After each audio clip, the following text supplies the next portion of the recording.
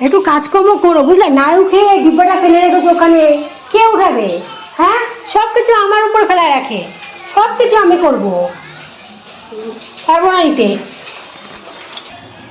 বন্ধুরা দেখো, পনিরগুলো নুন আর গরম জলে ভিজিয়ে দিলাম, আর হচ্ছে এখন দেখো মটরগুলো ছাড়িয়ে নিয়েছি, মটর পনির বানাবো। এই দেখো এইদিকে ভাত বসিয়ে দিয়েছি, আর এই দেখো অল্প কটা ভাত তখন বানিয়েছিলাম 12:30টার সময়, বেঁচে গেছে। এই দেখো অল্প কটা ভাত বেঁচে গেছিলো, সেই ভাতটা। আর এগুলো কেটে নিয়েছি, আদা টমেটো। আর এই দেখো তোমাদের দেখাচ্ছি, ওরা মারে খুলি কি করে বলো তো, এক হাতে মোবাইল ধরে এক হাতে খোলা যায় এরকম করে? হ্যাঁ, এর মধ্যে কি কি আছে জানো? এর মধ্যে আছে কাজু, আর এর মধ্যে আছে কাজু, চারমগজ আর খসখস। খসখস মানে এখানে তো খসখস বলে বাংলায়, এটা হচ্ছে পোস্ত। তো তিনটাকে ভিজিয়ে রেখেছি, একসাথে বাটা করব, বেটে শাহী মটর পনিরে দরকার দেবো এটাকে, ঠিক আছে।